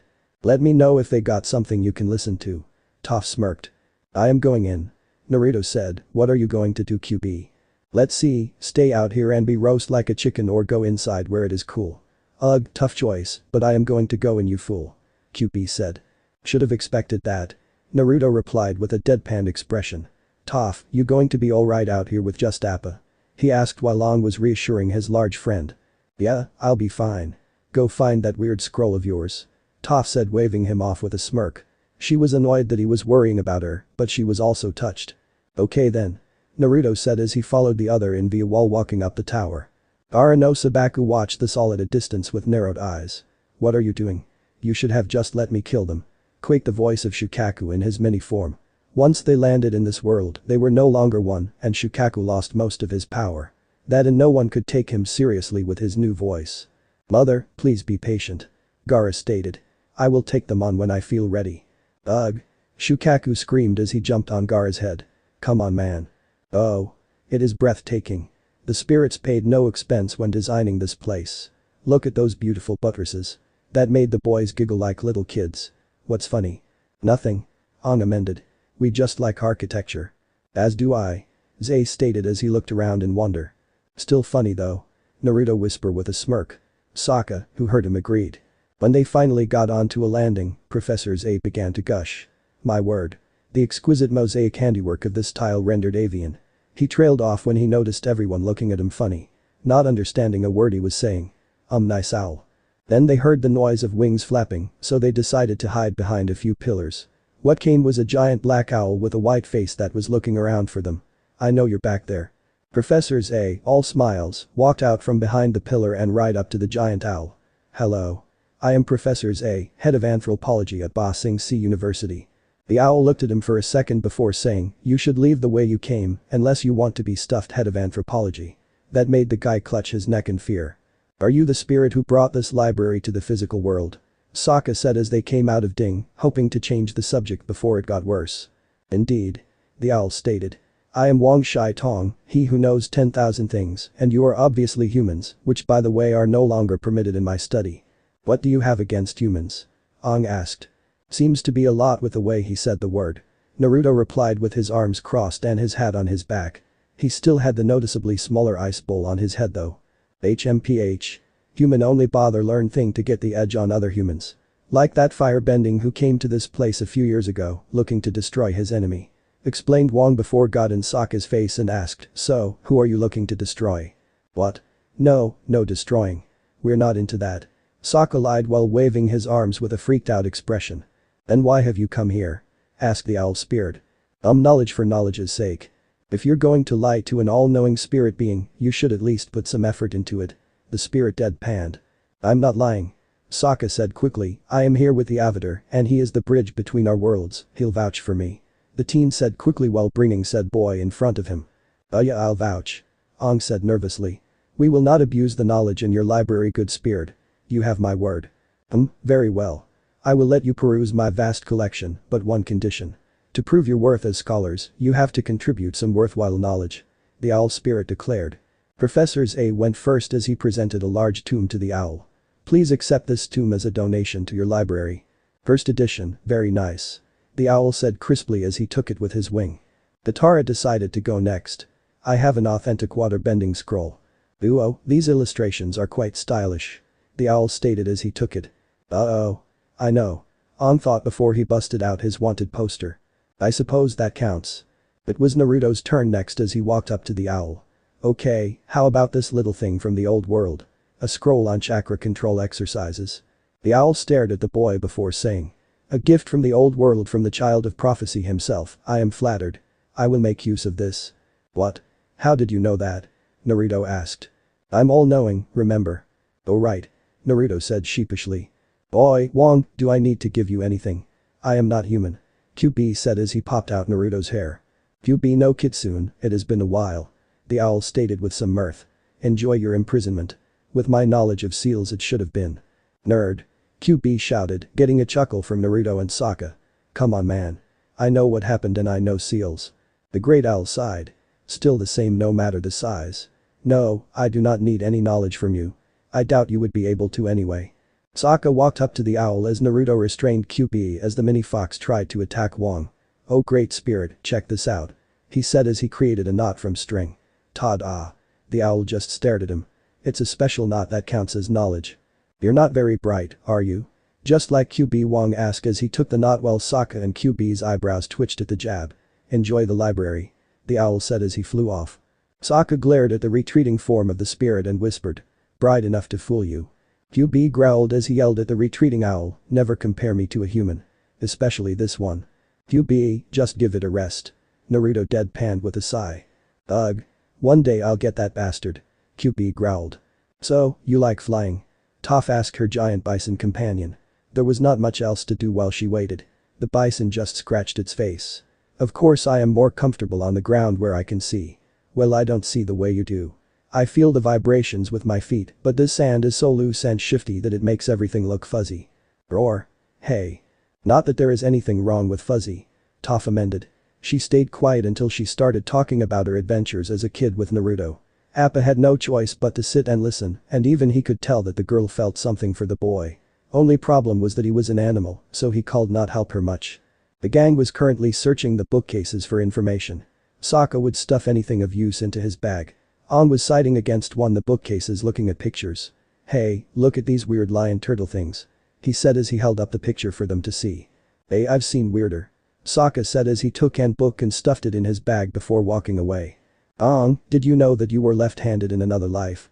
Katara asked while looking at a book. Ong smiled as he rubbed the back of his head. I always knew I was special. He then looked around, waiting for QB to make a comment, but he was not there.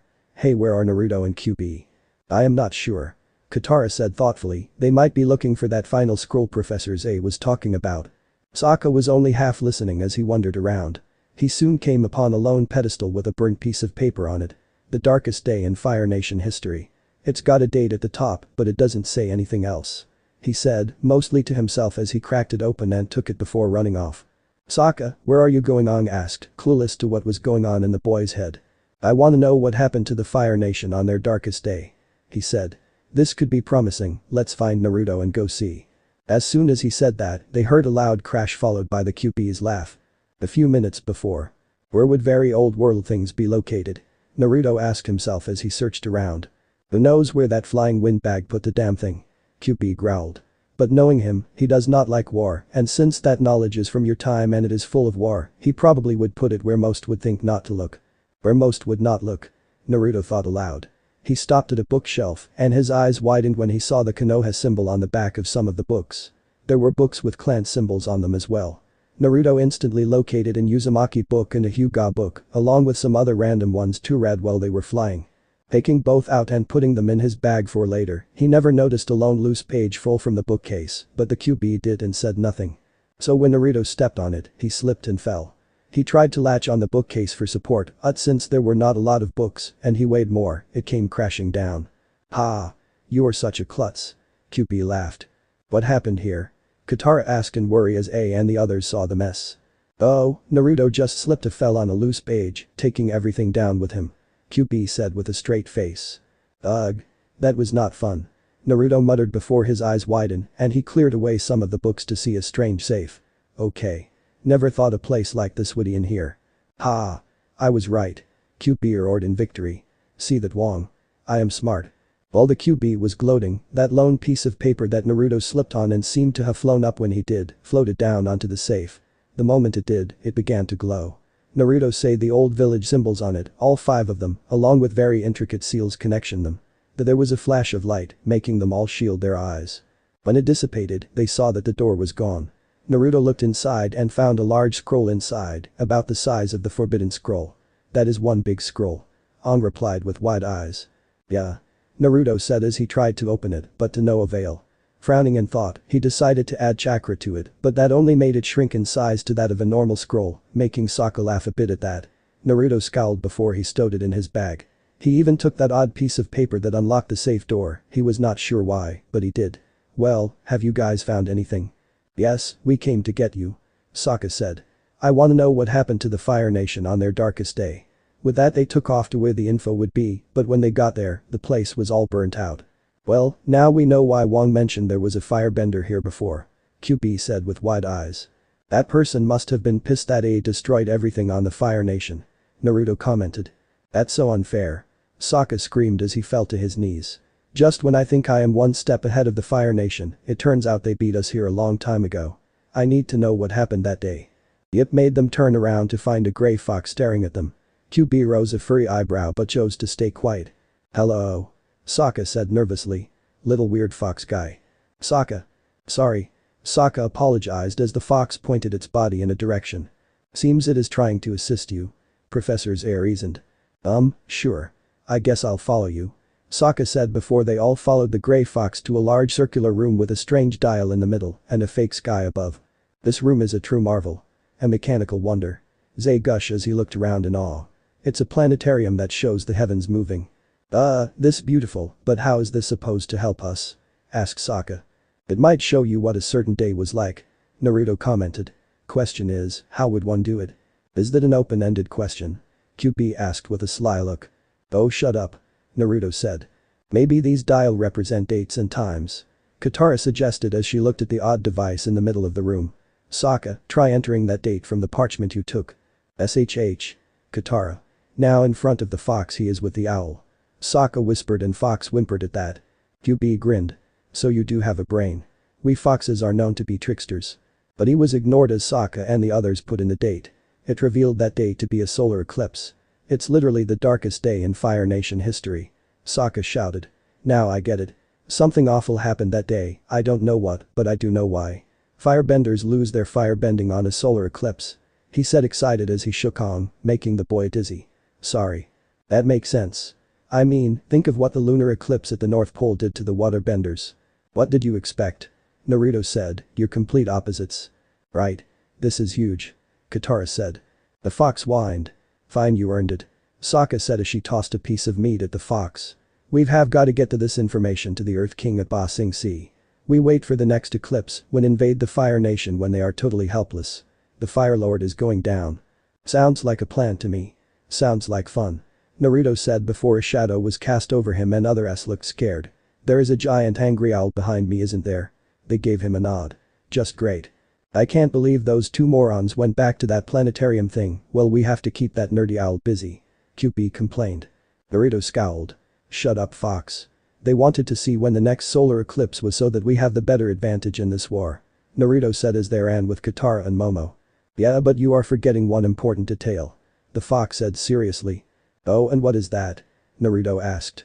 "I will lose my firebending during that time and the golden fox would be useless," the small fox shouted, which gave away their position and they had to run some more. "There are other ways to fight in this war," Naruto whispered as they hid behind a pillar with Katara and Momo behind another. Wong arrived in the room that they small group was in and narrowed his eyes when he saw Momo's tail popping. "At least I'll have one specimen to add to my collection, although I wished with was QB." Naruto growled before he got in the way of Wong's descent on Momo and Katara and threw a blast of gravity in the owl's face, veering it away from them. As they were running towards the exit, Naruto shouted to Katara, "We have to get the hell out of here. Toph may be slowing the descent of the library, but she can only hold on for so long." "I figured that," Katara shouted back. "I am also worried because she let go twice. Toph or Appa might be in trouble," Naruto said. Katara widened her eyes at this, but didn't have time to comment because Wong was upon her, so she got ready to fight. "Your water bending won't do you much go here," Wong announced. "I've studied Southern Water Style, Northern Water Style, and even Foggy Swamp Style." Naruto saw Sokka and Aang coming to get them and nodded as the Water Tribe boy.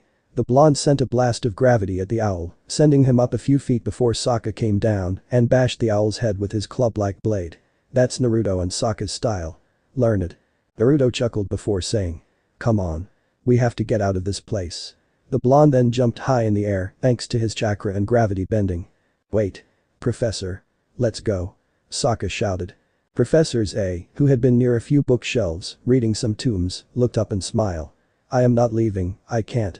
I spent too long trying to find this place. There's not another collection like this on Earth. He then closed his eyes and inhaled deeply. I could spend an eternity here. QB, for once, kept quiet. Just go. Katara screamed. Aang took hold of the rope the others were climbing up on and quickly made his way out of the library, with Naruto and QB not far behind. As soon as she heard them landing on the sand, Toph quickly let go, letting the library fall into the ground. Aang looked around and saw that Appa was not there, something that Naruto feared. Where's Appa? Toph just shook her head sadly. No. How could you let them take Appa? Aang yelled at the blind girl, hurt that Appa was taken. Why didn't you stop them? The desert was getting windy and Naruto could tell the tensions were high. Don't blame her, Aang. Naruto snapped. She is the reason we didn't sink to the bottom of the desert. She could have come to get us. I could have helped him. Aang shouted in Naruto's face. I can hardly feel any vibrations out here. The sandbenders snuck up on me and there wasn't time for Toph shouted back before she was interrupted by the Avatar. You just didn't care. Aang screamed in their faces. Neither of you do. He then pointed to Toph and shouted, you never liked Appa, you wanted him gone. Aang, stop it. You know Toph did all she could. She saved all our lives. Katara interjected, trying to calm the boy down so that Naruto would not hit the boy for yelling at Toph. Who is going to save our lives now? Sokka said as the mini sandstorm got worse. We'll never make it out of here. That's all you ever care about, yourselves. Aang shouted as he stomped on the sand. You don't care whether Appa is okay or not. As he sat on the sand, sulking, Katara continued, we're all concerned, but we can't afford to be fighting now. Aang, not really listening, looked out onto the sandy horizon and he gained a serious and angry expression on his face. I am going after Appa. Aang. Wait. Katara shouted, but it was too late, he had already flown off. She looked on sadly as he flew away until she turned back to the group. We better start walking. We're the only people who know about the solar eclipse. We have to get the information to Ba Sing Se. As they were walking away, Sokka asked, you think if we dig out the giant owl, you think he will give us a ride? QB jumped from Naruto to Sokka's head and asked, oh, you mean the one that was trying to kill us? Naruto noticed that Toph looked down and said, don't blame yourself, Toph. But it is my fault. Toph replied sadly. No, there was not much you could do. Naruto countered. I would have helped if I could have gotten them all out sooner. I felt that you were in trouble, but I didn't react fast enough. Felt? What? You think you're the only one who used earthbending to see? Naruto said with a smirk. But, I thought you couldn't. Nah, I was just a slow learner when I came to that. Naruto said as they followed Katara. Besides, I had to use it to get out of places where I bit off more I could chew. Yeah, you'll never change. Toph giggled, which made Naruto happy that he could cheer her up. Trudging through the desert, Sokka was panting hard because it was way too hot. QB was on Naruto's head using his tails as a fan. This is one of the time that I wish I was still in that seal. I don't blame you. Naruto mumbled. He did not do well with extreme heat. Toph smiled, her friend was still the same, no matter how long he had been away from her, however, something seemed off. Naruto seemed a little too understanding with Aang's loss. He never actually told her much of what happened while he was gone, and he mentioned something about having something against the Fire Nation. She was so in thought that she ran into Sokka while he was trying to make Momo's wings into an umbrella. And you watch where your Sokka said angrily before he noticed who he was talking to. No. Toph said indignantly. Right, sorry. Sokka replied while rubbing the back of his head as she passed him. As Naruto passed him, he smacked the back of his head. What was that for? Just because. Naruto said with a smirk. Katara looked at them tiredly and said, come on guys, we have to stick together. If we sweat anymore, I don't think sticking together will be a problem. Sokka said as he and Naruto's sleeves were stuck together and Toph was stuck to both of the boys. She fixed that problem easily by forcibly pushing the two away. Katara did think that all that was hilarious because the two boys tried to fight each before Toph tried to stop them, and that got all of them stuck together. Toph looked at Katara and asked, Katara, can I have some water? Okay, but we have to try and conserve it. She said as she bended 5 small orbs of water into all of their mouths, excluding herself. Sokka put on a thoughtful look as he tasted the water. We're drinking your bending water. His eyes widened, ugh. You used it on that swamp guy. It does taste swampy. Commented Toph. So that is what the odd taste is. Naruto said, I was just going to play it off as fish water. Oh shut up. At least we go it. QB said, too tired to complain while Momo made a blah sound. I am sorry, that's all we have. Katara said. Not anymore. Look. Sokka said as he pointed to a random cactus before running over and slicing it, revealing that there was liquid in it. Sokka wait. You should not be eating strange plants. Katara yelled to her brother as she took a hold of Toph's hand and dragged her over to her brother. Naruto shook his head as he watched Sokka, Momo, and QB drink what was inside the plant, not bothering to heed Katara's words. Look, there is water trapped inside these. Sokka said as he offered it to the other in the group. Umbus. Naruto said as he walked up to them. Drinking crap like that can. Naruto bothered to finish because Sokka went and drank it anyway. That is when Sokka and the other two animals went loopy. Sokka spewing out some crap about the water being quenchy and good. Why do I even bother? Naruto said as he held the bridge of his nose. Who let Toph on fire? Sokka babbled while Momo flew in circles before falling down. QB was worse though because he was talking about getting with a certain two-tailed cat. Ugh. This is going to be a long trip. Naruto mumbled. Can I get some of that cactus juice? Toph asked with a smile. I don't think that is a good idea. Katara said as he put a hand on the two earthbender and lead them away. Come on, we have to find Aang. After a few seconds of Sokka staring at the sky, Katara ran back to get him. How did we get out here in the middle of the ocean? Sokka suddenly asked, making his sister sigh. Naruto put on an evil smirk. Oh it was Wong, that giant owl chased us to a magical portal. Whoa. Sokka yelled, making Toph giggle, but that turned into full-blown laughter as QB started sing the sailor song. Naruto, not seeing any harm in it, sang along. They all sang as the song started. So if we all come together, we know what to do. We all come together just say we love you. And if we all come together, we know what to do. We all come together just for you. It was then that Naruto, very crudely used his earthbending on the sand to create a cannon, and its occupant was the fox. However, when the blonde tried to shoot it off, it just exploded, but it did the intended job and sent QB into a dune, erecting a scream from the fox. Katara wanted to smack her head at all the stupidity she was seeing. However, she was surprised when Toph began to sing along. She blamed all this insanity on the heat. Racing all around the seven seas, chasing all the girls and making robberies. Causing panic everywhere they go. Party hardy on Titanic. Sokka butted in as he was jumping around.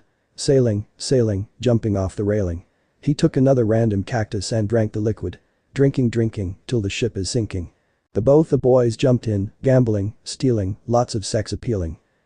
Let us sing the sailor song. Toph continued, before everyone but Katara joined in. So if we all come together, we know what to do. We all come together just say we love you. And if we all come together, we know what to do. We all come together just for you. Toph jumped in again as her hip bumped the blonde. Sailorman, you really turn me on. Now the guys are gone, come let us get it on. Girls like me are really hard to find. So if you go, I'll kick your hiney. Sokka and Naruto jumped in once again. Sailing, jumping off the railing. Drinking, till the ship is sinking. Gambling, stealing, lots of sex appealing. Let us sing the sailor song. Toph sang. Finally, Katara could not take it anymore and shouted. Stop. Come on. We have to find Aang. Naruto shrugged. Sorry, just trying to lighten the mood. As they walked away, Sokka was still singing the song, but it was bad and a giant mushroom cloud made of sand rose up behind them. What is that? Katara asked. What? What is what? Asked Toph, oblivious to it all. It is a giant mushroom. Sokka said with awe as he threw his arms in the air. Maybe it is friendly. No, it is just a pissed off avatar. Naruto said with a sigh. Come on, let's just go. Sighed Katara as she took Toph's hand while Sokka went on and on about the large mushroom cloud before Naruto dragged him and Momo away. The desert was entering twilight now and things were starting to get cold. The avatar and still not returned to his group and that was just fine with Gaara. The Sandman noticed that the blonde had put on his Akatsuki cloak and narrowed his eyes. Shukaku saw this and smirked evilly. Is it time? It is time. Gaara said stoically as he lifted his hand, making sand float in the air before it turned into sharp daggers. As they flew off, Shukaku grew wide-eyed with bloodlust as he watched the daggers fly toward their enemy. It is about damn time. Naruto had been sensing that someone had been watching them for a long time now. Ever since they entered the desert and now they were revealing themselves. His eyes cut to the sky and saw the airbender coming for them in the distance. So just as the Avatar touched down with a sour expression on his face, he was shocked to see Naruto running at him before knocking on his back with his boot. Before Aang or anyone else could ask why he did that, Naruto revealed his claws out of his sleeves before slashing in the air. A few things flew off in different directions, but one landed a few feet from Aang's head. He saw that it was a dagger made out of sand before it fell apart. Looking back to Naruto, he said as he took the blonde's offered hand. "You saved me. What are friends for?" Naruto said with a smirk. "But even you should keep aware of your surroundings." "Yeah." Aang mumbled with rubbing the back of his head. "But who is attacking us?" "We're about to find out, Aang," Naruto said as they all heard a creepy yet annoying voice that sounded high-pitched. "Rip. Slaughter. Devour your enemies. It is the only way to survive," it yelled, creeping them all out except for QB, who just looked on with a bored expression. He had gotten over his juice high a few hours ago, unlike Sokka. "Okay, there is only one idiot who would say things like that," QB drawled. "Shukaku, what the hell are you doing here?" Shukaku, in all his small glory, popped out of the sand and shouted, "I am here to destroy you."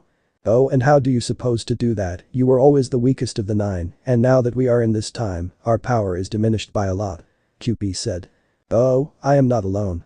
I have my Jinchuriki." The same Tanuki shouted. "Gaara. Hurry the hell up." "Yes, mother." A flat monotonous voice called out as he sand sunshined in front of them all. Katara was instantly freaked out by his dead expression. "I am not you, mother," the raccoon screamed. This made the group wonder if the duo in front them were sane. Ignoring the raccoon, Gaara shifted his gaze to Naruto. "So the Jinchuriki of the QB no Kitsune is before me at last. I was sent to take you back to the past." He scoffed at that. "Even I know that the ring-eyed man's words were fake. He and his group captured the rest of us for a reason, but when he found out that you were not among us, he sent all of us to find you." Naruto's eyes widened at that. "He sent the other 8 after me." "Correct, and once we do, we are to go back, but I have other plans," Gaara said, getting a confused look off the blonde. "I would rather prove my existence with you." "What do you mean?" Naruto said cautiously, not liking the growing insanity in the redhead's eyes. "I will kill you to prove my existence. You and the Avatar," screamed Gaara with an insane smile. This statement got them all into gear, even Toph, who could not fight so well in this environment. Naruto just stood there and said, "No. Prove your existence another way." "No. No." Gaara screamed. "There is no other way. I killed to prove my existence in the old time and now this time. I fight for only myself. I love only myself." Naruto sighed sadly. "Is that what you resorted to?" he asked with sadness before his eyes grew serious, off-putting Gaara a bit. "I will show you that you are wrong. I fight to protect my friends. If you have someone to fight for, that is when you truly become strong." The blonde's friends all smiled at that. Gaara seemed to consider this before his face grew more insane. "Let's test it then." Gaara made a few signals with his hands before the sand exploded all around them before twisting in on itself and capturing Toph. The sand rose high into the air, forming a pillar. At the top, Toph was restrained in a circular construct with all of her limbs bound so that she could not bend her way out. "Defeat me and she lives. If you don't, she will slowly be crushed." Sand began to rise and form an orb around Toph. "Toph!" Naruto shouted. Seeing Toph in danger, it brought out Naruto's protectiveness of the girl. "Hang on. Don't worry about me," Toph shouted, "just kick his ass." Naruto nodded, not that she could see. Aang walked up to help Naruto, but the blonde just held out his arm to stop the Avatar. "Sorry Aang, but this is my battle. Just help Katara make sure Sokka doesn't do anything." "Are you sure?" Aang asked, worried for his friend. "Dead," Naruto replied, making Aang reluctantly nod his head before returning back to the others. Naruto began a mental countdown of what he could currently do. "My earthbending pretty much sucks out here. Although sandbending is just another branch of earthbending, so I should try and learn that later. Right now, I have one chakra bending technique, my gravity bending, and my lightning bending. This should be fun." Gaara, tired of waiting to fight, screamed, "Time to die." With that, the sand exploded all around the redhead, revealing huge strands of sand, swirling the air. Sokka, still under the influence, widened his eyes and shouted, "Octopus." Ignoring the random outburst, Naruto looked at all the swirling sand in the air as Gaara and Shukaku rose into the middle of it all. "Okay, this is going to be harder than I though." He didn't have time to think much on it because a large strand slammed down on the spot he was just in. Thanks to his quick reflexes, Naruto jumped away just in time before he took a chance and ran up the strand of sand, heading straight for Gaara. Gaara narrowed his eyes at the blonde before he sent a few more strands of sand at the blonde. Naruto growled before he ran at the incoming strands and jumped off the one he was on just as the other crashed into it. He then brought out his hook swords to swing around one of them and landing on another before repeating the process 2 more times, annoying the raccoon boy.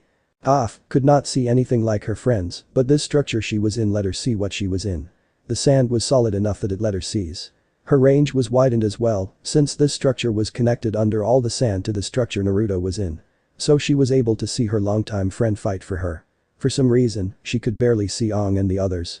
As he watched a battle between her best friend and this nut job, she silently rooted for this battle to be over soon. Suddenly the sphere around her closed in a bit, scaring the crap out of her. "Come on Naruto, I know you can do it." Naruto heard the sphere and was momentarily distracted because the sand strand sharpened to spear points before shooting at the blonde. Naruto reacted quick enough to put his hook swords away and bring out his claw as he slashed them to pieces. However, one got in his guard and sliced into his shoulder. "Ah. We have to help him," Katara shouted. "I know, but he does want it," Aang said sadly. "I think he is trying to prove something." "What? About which way of fighting is better?" "Yes," Aang said as he watched Naruto pull the sand spike out of his shoulder. Naruto growled, but he was thankful he had a fast healing factor. He then looked at the dry sky and growled again. If he wanted to do any of his high-level attack for lightning bending. So he did the only thing he could think of. He bent his bioelectricity into a bright ball of energy before shooting it off into the sky, where a lone cloud resided. Gaara saw this and laughed. QB sighed and said, "Well. This should be interesting." "What? Why?" asked Katara, not understand what Naruto was doing. "And why are you not up there with him?" "I don't feel like fighting," was QB's simple answer. "Besides, he doesn't need my help to defeat the One-Tail." Now that lightning ball he shot up was to bring out his more dangerous lightning-based attacks. They saw the small cloud get a lot bigger and darker. "What is first?" Gaara was now wary what that the ball did. Something was going in the air that was not normal for desert conditions, even at night. "What are you doing?" the Sandman shouted as he converted a good amount of his sand into spears and sent them at the blonde. Naruto's eyes, which seemed to emit sparks of lightning, glowed with mirth in this new darkness as he backflipped into the air before he used his claws to slash the spears to pieces while lightning arced from his body to his claws and then into the air, creating a brilliant lightning show. He then used the lightning to shoot off towards Gaara, intending on impaling him. But the sand user was prepared, albeit barely. While floating on his sand platform, the surrounding sand moved in on him to protect the red head from the lightning. The sand turned to glass before falling to the ground. Shukaku, who had wide eyes, said, "I think we should combine." "No," said a voice behind them. The duo whirled around on their sand platform to see Naruto, using gravity bending, to float in the air. The blonde held out a hand and shot a blast of dense gravity at Gaara. It was pretty powerful as it knocked Gaara off his feet, sending him to the ground, but the sand that Shukaku was controlling caught him. Naruto looked to the clouds to see that they were not yet ready. So he did the next best thing. He channeled lightning to his fingers and held them like Goku does to get ready for his attack. Naruto then spun in place before releasing the spun and pent-up energy. The result was a large tornado made of lightning. "Take my ionic vortex." The vortex ripped through all the sand before it spun Gaara around and then threw him into a sand dune. Gaara got back up and stared at Naruto with a cracked face before all the sand on his fell off. "You are very interesting, Uzumaki." Gaara just nodded to Shukaku before the small creature disappeared into his chest. Gaara then closed and opened his eyes to reveal the stared eyes of the Shukaku. "Now I am in control." With that, Gaara's body floated into the air as well as a lot of sand before it converged on him, forming a sphere of sand before more sand came to form the raccoon's giant body, creating terrifying sight to those watching.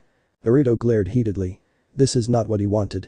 Glancing at the sphere around Toph was getting smaller and then meant he needed to hurry up. However, he could not think much because Shukaku and banged on his stomach, sending out his drilling air bullet that made Aang's eyes widen.